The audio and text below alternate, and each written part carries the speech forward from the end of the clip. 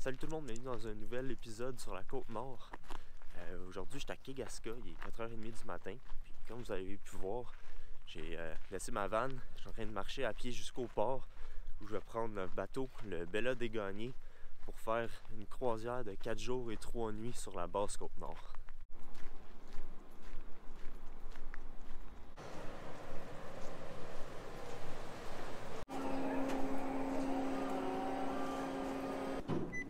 Merci.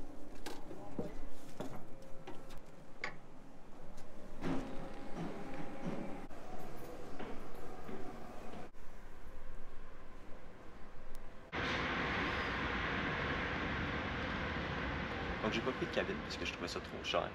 Fait qu'il faut que je dorme 3 nuits sur ces bancs-là. Mais je suis quand même agréablement surpris. Il y a quand même beaucoup de place aux pieds puis tout. Fait que ça devrait être pas trop pire. On est parti, on voit pas grand chose à cause du brouillard. J'espère que ça va s'éclaircir ou qu'au moins tous les jours seront pas comme ça.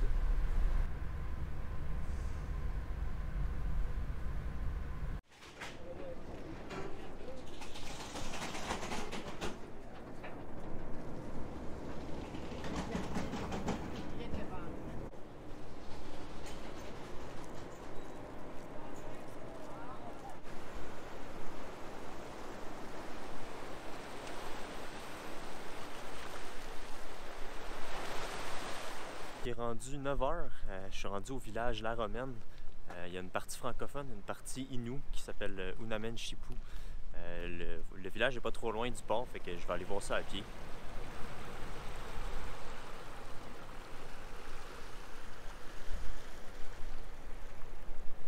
Donc j'ai pas pris la peine de l'expliquer encore, mais le bateau que je prends, le Bella des Gagnés, c'est un bateau cargo principalement. Il part de cette île puis arrête à plusieurs endroits sur la côte nord. Mais il ravitaille tous les petits villages qui ne sont pas accessibles par la route en été sur la basse côte nord. Moi, c'est cette section-là que je fais.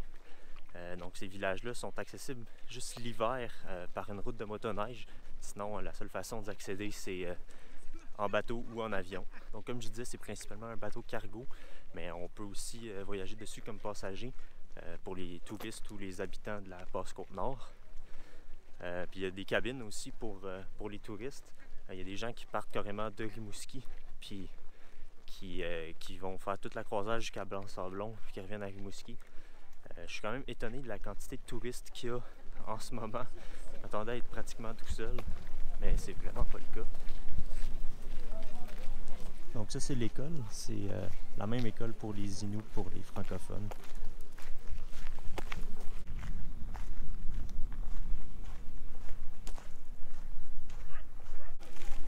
La caisse populaire.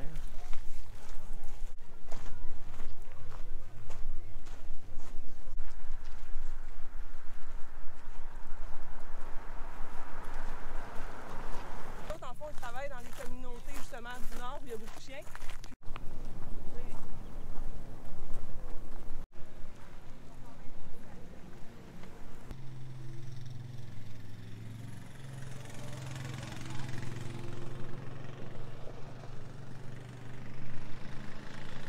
Ça a l'air qu'il y a des gros problèmes de chiens errants sur la basse Côte-Nord, tellement qu'il y a un organisme qui s'occupe de prendre tous les chiens qui appartiennent à personne, puis à leur trouver des nouvelles familles ailleurs au Québec.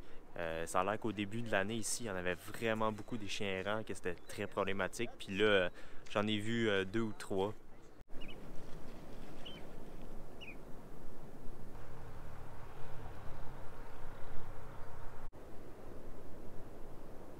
L'autre affaire que je vous ai pas dite, c'est que le bateau, il y a beaucoup de retard. Il y a 10 heures de retard. Je connais pas trop la raison, mais j'étais censé embarquer dessus hier soir à 7h45. Finalement, je suis embarqué dessus à 5h ce matin. Ce qui fait que ça décale beaucoup de visites de village. Par exemple, la Romaine ici, on serait arrivé en plein milieu de la nuit, fait que j'aurais pas pu le visiter. Là, je vois le village, c'est cool, mais ça fait en sorte qu'il y a d'autres villages que je verrai pas. Entre autres, peut-être à la Baleine, où j'avais réservé une excursion en minibus parce que le port est à 10 km du village.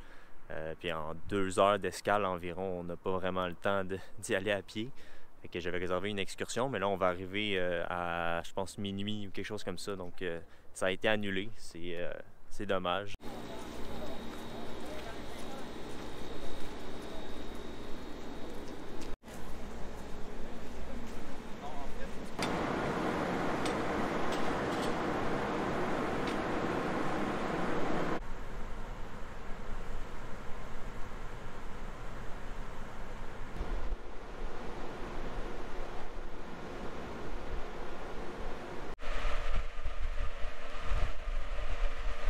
j'ai appris que la raison pour laquelle le bateau a autant de retard, c'est qu'à Havre-Saint-Pierre, ils ont attendu qu'un gros bateau de croisière s'en aille pour pouvoir accoster. Ça a pris 10 heures.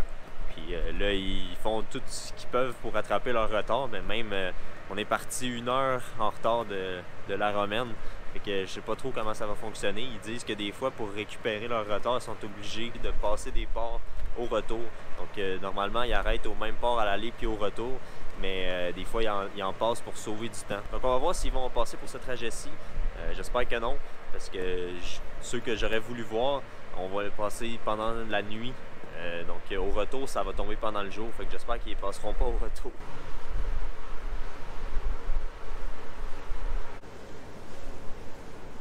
Sinon, à date, ça va assez bien. Ça brasse pas trop. À part un petit bout tantôt où il y avait un peu plus de vagues, mais c'était vraiment pas si peu que ça. Je suis assez sensible aux vagues. D'habitude, j'ai le mal des transports facilement en bateau. Puis j'ai pas ressenti le besoin de prendre de gravel. J'ai même pas eu mal à la tête ou de quoi. Fait que c'est cool. Mais là, faut que je profite du soleil parce qu'il annonce du mauvais temps pour les prochains jours. J'espère que ça sera pas trop pire et qu'il n'y aura pas trop de vagues. Sinon, il y a 2 guides sur le bateau qui font des petites visites guidées des villages puis des conférences aussi sur le bateau. Comme là, je viens d'en écouter une sur toute la logistique de cargo du bateau. Donc, ils nous ont expliqué comment ça fonctionnait, les différents types de conteneurs, comment c'était débarquer puis embarquer du bateau. Donc, c'était très intéressant. Là. Ça va permettre de mieux observer ce qu'ils font pendant les prochaines escales. Donc, je suis embarqué ici à Kegaska. Là, on vient de partir de La Romaine. Après ça va être Harrington Harbour, Tête à la Baleine, La Tabatière, Saint-Augustin, Blanc-Sablon, puis après ça, l'inverse.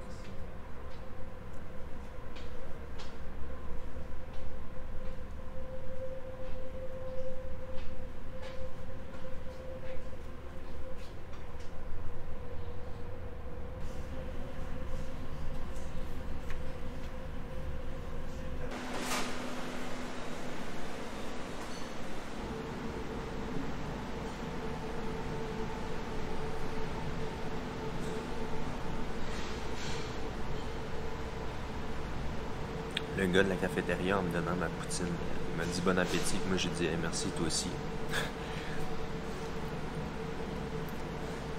On a trouvé ça drôle. Je suis retourné dans un des salons pour attendre 2 heures qui restent avant d'arriver à Harrington Harbour. On va arriver à peu près à 19h30.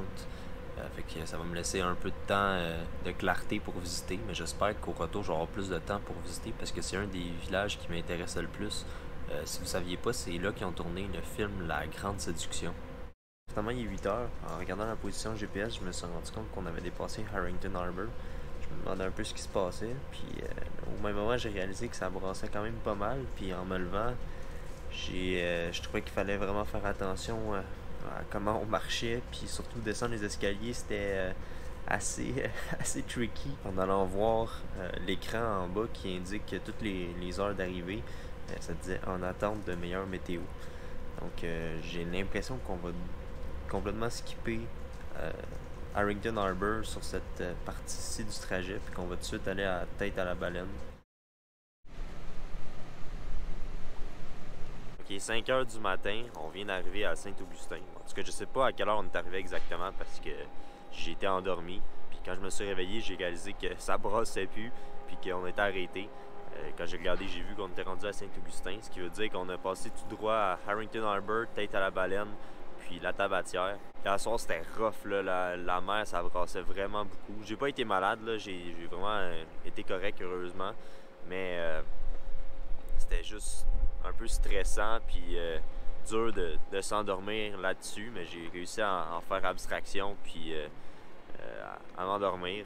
Le village de Saint-Augustin est vraiment plus loin que le port. On peut pas y accéder, c'est comme 10 km. Puis en plus, il est de l'autre bord d'une rivière. De notre bord, c'est le village Innu de Pacoashipi. Puis de l'autre côté, il y a Saint-Augustin. Pacoashipi, c'est 306 habitants, puis Saint-Augustin, 775. C'est un des plus gros villages de la Basse-Côte-Nord. Le village a été fondé en 1820, puis avant ça, c'était un poste de traite qui était au français, après ça anglais, puis là, après ça Compagnie du Labrador, Terre-Neuvier. Ça a passé entre plusieurs mains, puis maintenant ça fait partie du Québec. Pour arriver au port de Saint-Augustin, il faut passer entre plein de petites îles. Ça a l'air que c'est super beau, puis là, en repartant, on va le voir à clarté.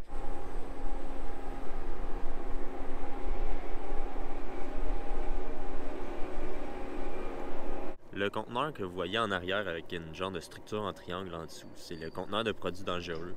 Dedans, ils mettent comme tout ce qui est inflammable, mettons comme le propane qu'ils livrent au village ou des choses comme ça. Puis la structure en dessous, ça sert à éjecter le conteneur en cas de besoin. Donc s'il arrive un feu, ils peuvent éjecter le conteneur, puis ça peut sauver le bateau avant que ça se propage partout. Ça n'a jamais servi, heureusement, puis ils espèrent jamais s'en servir, évidemment. Mais ils disent que chaque utilisation, ça coûte 100 000 après ça pour remplacer la structure. Fait que ils espèrent ne pas s'en servir, entre autres, pour ça.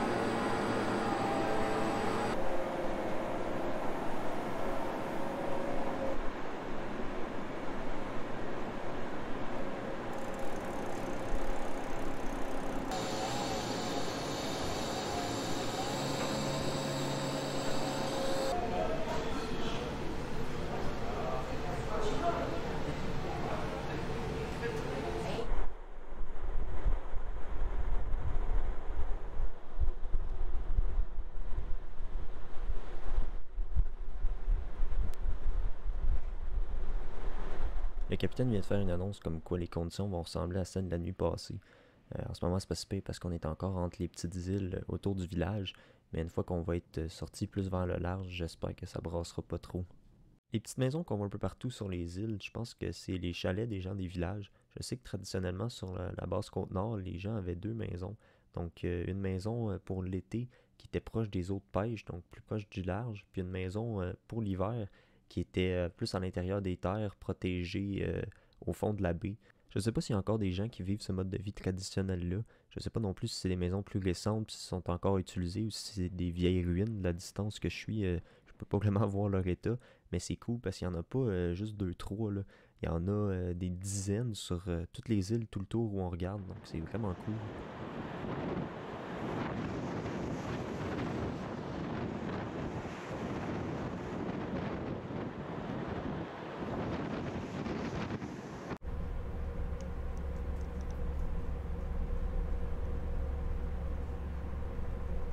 Donc on va pas bien, mais sur la côte, là, à peu près vous savez où est-ce qu'on est. Il y a le village de Vieux-Fort. C'est jusque là que j'étais allé quand je suis passé il y a 2 ans, avant d'aller à Terre-Neuve. C'est cool parce que depuis un petit bout, les vagues ont diminué un peu. Fait que ça brasse moins. C'est le fun, ça se prend bien. Puis il devrait nous rester à peu près 2 heures, 2 heures et demie avant d'arriver à Blanc-Sablon.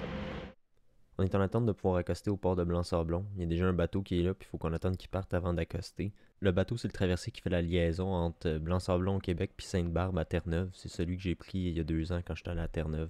En ce moment, il y a une longue file d'autos qui sont pas encore rentrés dedans, donc ça se peut qu'on attende longtemps avant qu'ils partent.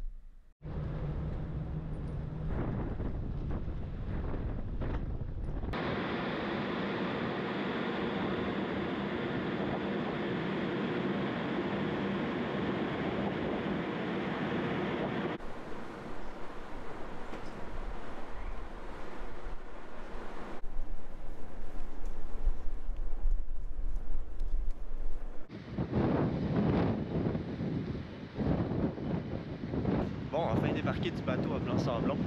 On a environ 3 heures d'escale, donc je vais avoir juste le temps de marcher jusqu'au village puis finir par monter la butte à côté du port. C'est celle que j'avais montée il y a 2 ans quand je suis venu. Aussi, il m'est arrivé quelque chose pour la première fois. Je me suis fait reconnaître par un de mes abonnés. Je m'attendais vraiment pas à ça aujourd'hui, puis encore moins ici. Mais lui attendait pour monter dans le bateau, alors que moi, je venais de sortir. Puis, ouais, ça fait vraiment plaisir. Fait que, salut à toi, Luc, si tu regardes la vidéo.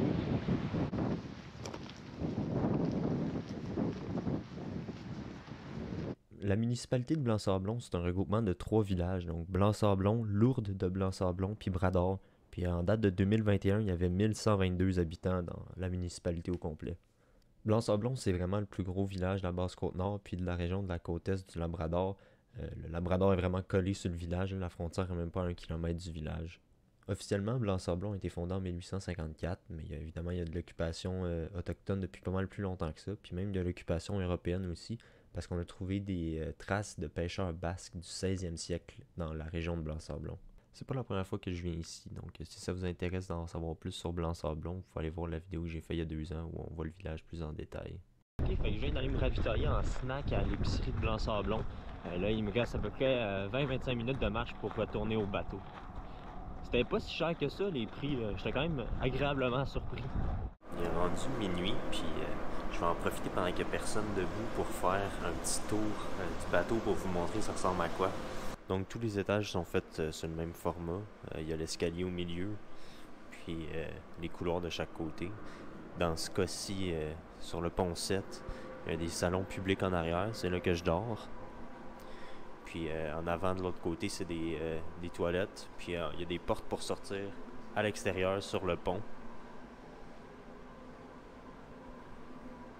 Au pont 8, qui est le pont le plus haut, il y a un petit bistrot en avant. Puis à l'arrière, il y a le deck extérieur. Il y a des ponts comme, mettons, le pont 5. Il y a juste des cabines. De ce que j'ai entendu, toutes les cabines sont occupées pour ce voyage-ci. Donc ça fait vraiment beaucoup de monde. Je pensais pas qu'il y avait autant de cabines. Au pont 3, qui est le pont principal où on rentre, il y a la cafétéria pour les gens qui ont pris les forfaits avec les cabines, qui appelle la salle à manger. La réception, juste en face de l'entrée, avec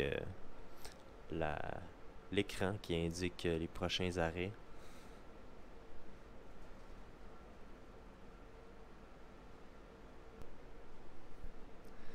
Ça, c'est la porte d'entrée.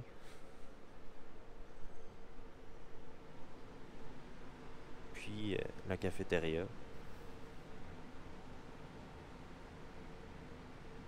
Donc, il y a un autre pont plus bas que le pont 4, où il y a un salon public encore, puis d'autres cabines.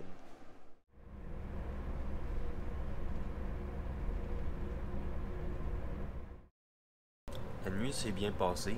Il annonçait de la météo aussi peu qu'à l'aller, mais finalement, peut-être que ça a brassé puis je m'en suis pas rendu compte, mais en tout cas, moi j'ai bien dormi toute la nuit, comme 7 heures d'affilée pratiquement. Je me suis réveillé juste une fois, fait que c'est cool, ça fait du bien. Donc on a arrêté à Saint-Augustin cette nuit encore, puis là on est rendu à la Tabatière. On n'a pas accosté encore, on est immobilisé un peu plus loin dans la baie. Je suis pas trop sûr pourquoi, c'est peut-être à cause de la météo. J'espère qu'on va pas tarder à accoster, mais en même temps, on est vraiment en avance sur l'horaire. Là. Il est 9h, puis normalement, on est censé arriver à la Tabatière à midi. Donc, il reste encore en masse de temps.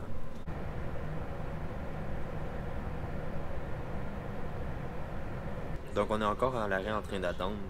On sait vraiment pas quand est-ce qu'on va pouvoir accoster. Ça a même l'air qu'une fois cette saison-ci, ils ont attendu 22 ou 23 heures sur place avant de réussir à accoster. Donc on sait vraiment pas à quoi s'attendre. Mais j'espère que ça va être moins que ça. Comme on a passé tout droit à ce port-ci, il faut qu'ils arrêtent au retour. Ils sont obligés d'arrêter au moins une fois à chaque, même si d'habitude ils font toujours 2 fois. Parce que ce village-là, il dépend du bateau pour son ravitaillement, puis ils l'ont pas eu encore, donc faut vraiment qu'on arrête, donc on n'a pas le choix d'attendre. On est en train d'essayer de rentrer au port, mais on ne sait pas si ça va marcher. Donc on n'arrête pas le fait pour l'instant, si jamais on le sait.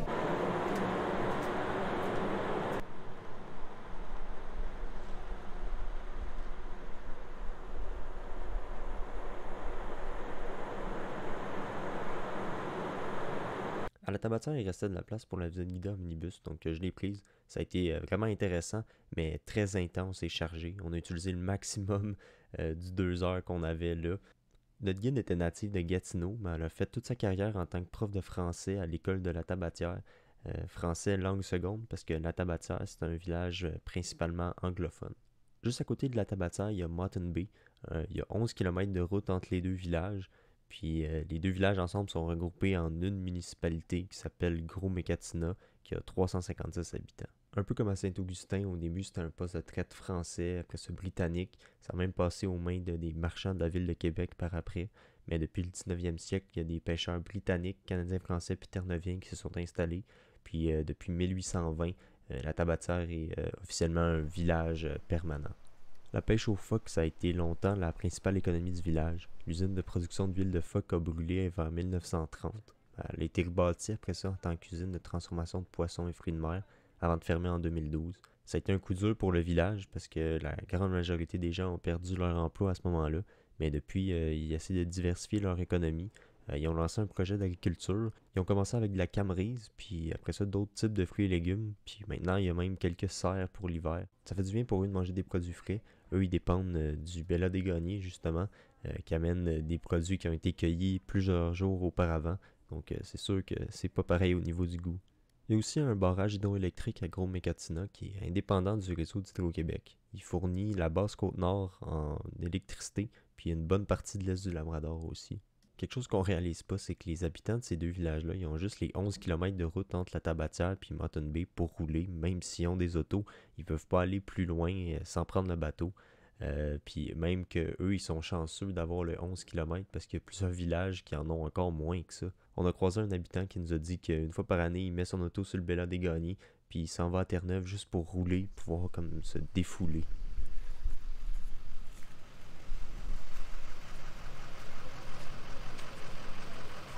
L'église que vous voyez là, c'est l'église de Moreton Bay. C'est drôle parce que c'est une réplique approximative de l'église de Rose-Blanche à Terre-Neuve, où je suis allé en 2021. Je suis pas allé directement dans l'église à Rose-Blanche, fait que j'ai pas pu faire un comparatif, mais je trouvais ça drôle de savoir d'où est-ce que l'église originale venait. Un autre fait intéressant, c'est que comme les maisons sont construites directement sur les rochers, il n'y a pas d'aqueduc souterrain. Les aqueducs sont tous hors terre. C'est parce que ça aurait été trop coûteux de creuser le roc pour faire passer les tuyaux. Donc, il n'y a pas d'égout non plus. Toutes les maisons ont des fosses septiques. Un autre fait intéressant, c'est que le réseau cellulaire, là, pas les données cellulaires, vraiment le réseau cellulaire, il est disponible juste depuis 2 ans sur la base Côte-Nord. Avant ça, il n'y avait rien. Là, ils ont directement implanté le réseau 5G. Puis on le pognait vraiment bien partout sur la base Côte-Nord, même dans le bateau. Il y avait juste certains endroits où je captais pas le signal, sinon c'était vraiment bien. Ce que vous voyez là, c'est une réplique des installations originales qui étaient utilisées dans le temps pour transformer l'huile de phoque.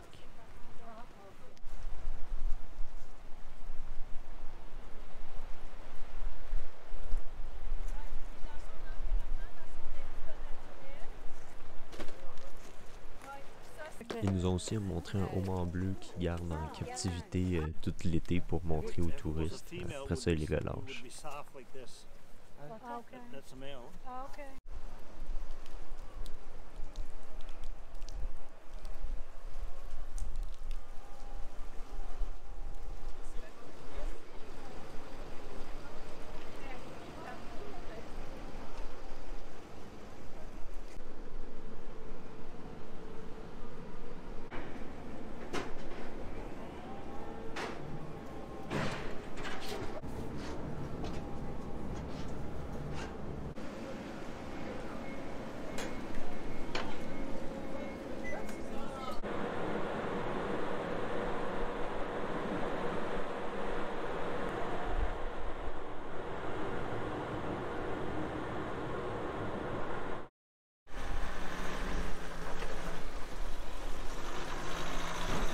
Il est rendu 8h30, on vient d'arriver à Tête à la Baleine.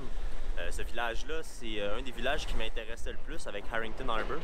Entre autres parce que c'est un des seuls villages francophones de la base Côte-Nord, mais il est à 10 km du quai. Donc c'est pour ça que j'avais réservé une excursion à l'origine, mais elle a été annulée parce qu'à l'aller, on a passé tout droit, puis au retour, ben, on est de la nuit.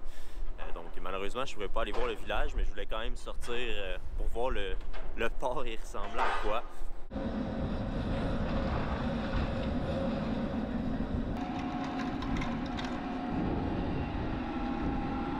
Donc, il a commencé à avoir des habitants ici autour de 1850. Mais comme c'était le cas pour beaucoup de villages, ça a commencé dans les petites îles autour. Puis c'est juste au début 1900 qu'il a commencé à avoir du monde qui habite au fond de la baie où est-ce qu'il y a le village actuel. Puis en date de 2016, il y avait 129 habitants au village. C'est dommage qu'il fasse noir parce que ça a l'air vraiment d'une belle place à visiter, même juste autour du port sans aller voir au village. Mais bon, ce sera peut-être pour une prochaine fois, qui sait.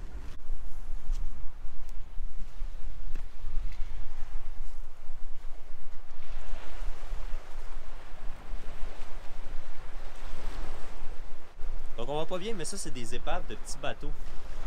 Ma lumière n'est pas assez puissante pour voir une vue d'ensemble complète, mais ça donne quand même une idée.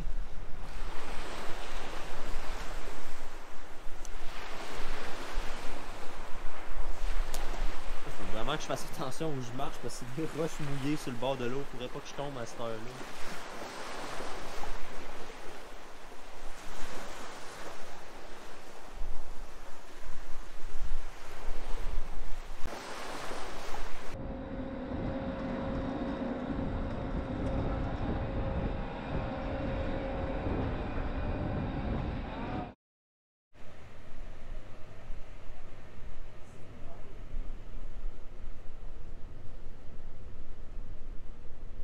Comme j'ai déjà dit, Harrington Harbour, c'était un des endroits sur la basse Côte-Nord que j'avais le plus hâte de voir. C'est un village qui est situé sur une petite île. Il a été fondé en 1871 par des pêcheurs terre-neuviens. En 2016, il y avait 255 habitants au village, puis je sais que maintenant ça a baissé un petit peu comme à peu près partout sur la basse Côte-Nord. Les habitants d'Harrington Harbour vivent encore principalement de la pêche, puis il y a une usine de transformation de poissons directement dans le port du village. C'est vraiment un des villages les plus uniques de la basse Côte-Nord, ben, puis même du Québec, parce qu'il n'y a aucune rue ni aucune auto dans le village, à part ce petit pick-up japonais là que j'ai vu, mais c'est tellement petit, c'est à peine plus large qu'un 4 roues. Fait que c'est ça, les gens ils se déplacent à pied ou en 4 roues ou en motoneige l'hiver sur des trottoirs en bois qui ont été construits dans les années 60. Malgré le fait qu'il était minuit, le village se visitait quand même bien parce qu'il est fait petit, donc il n'y a pas une grosse superficie, puis tout est dense, donc les maisons sont proches une de l'autre, puis les gens n'ont pas des gros terrains, ils n'ont pas des grosses entrées pour mettre leurs autos parce qu'ils n'en ont pas. Puis tout est vraiment proche du port, fait que c'était facilement accessible. Et, il y avait aussi plusieurs lampadaires, donc on voyait quand même bien où on allait, mais il faisait quand même trop noir pour filmer, donc c'est pour ça que vous voyez juste des photos. C'est sûr que ça aurait été encore mieux de visiter Harrington Harbour de jour, mais j'ai quand même vraiment pu bien en profiter de soir. C'était vraiment spécial de voir à quel point tout est construit sur des trottoirs de bois ou sur les rochers. Il y avait même la cour de l'école qui était faite en bois. C'était assez spécial de voir ça. Il y a un habitant du village qui est rentré chez lui qui nous a ouvert les portes de l'église pour qu'on puisse y jeter un coup d'œil. Il avait une soixantaine d'années, puis il est natif d'Harrington Harbour, donc il nous a raconté plein de choses sur l'histoire du village puis sur la vie des gens. C'était super intéressant. Par exemple, les habitants de la Basse-Côte-Nord organisent chaque hiver un tournoi de hockey, puis chaque année, c'est un village différent qui reçoit les autres. Avec la route des neiges, donc la route de motoneige qui relie tous les villages l'hiver, c'est pas trop compliqué pour eux de se réunir, puis ça a l'air que c'est vraiment un événement important qui est très attendu à chaque année.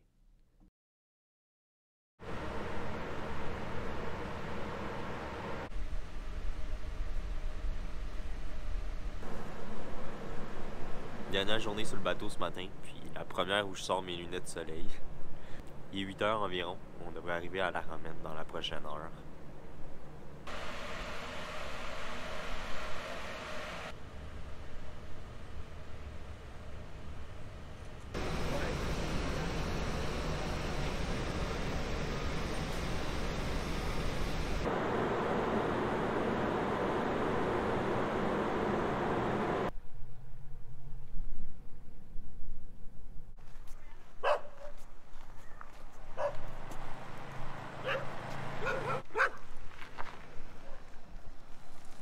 J'avais pas vu ça la dernière fois, mais ils ont un mini pot à la Romaine. C'est cool.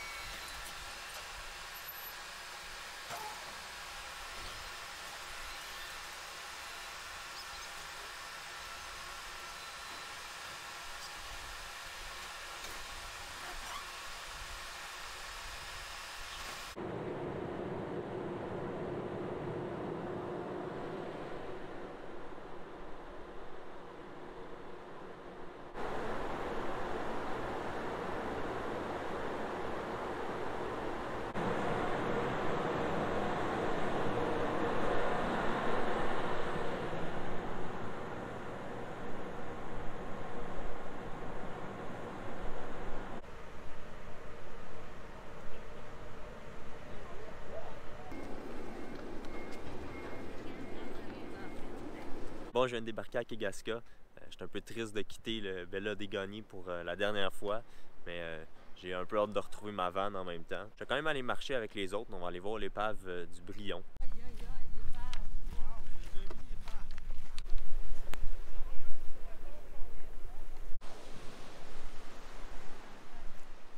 Donc le Brion, c'est un bateau qui a été construit en 1945. C'était un caboteur, donc c'est les anciens bateaux cargo dans le temps qu'il n'y avait pas de container puis que le stock était mis directement dans les cales. Il s'est échoué ici en 1976 après une erreur de navigation. Puis un fait intéressant, c'est qu'il a appartenu pendant 10 ans à CTMA, la compagnie qui a le traversier des îles de la Madeleine.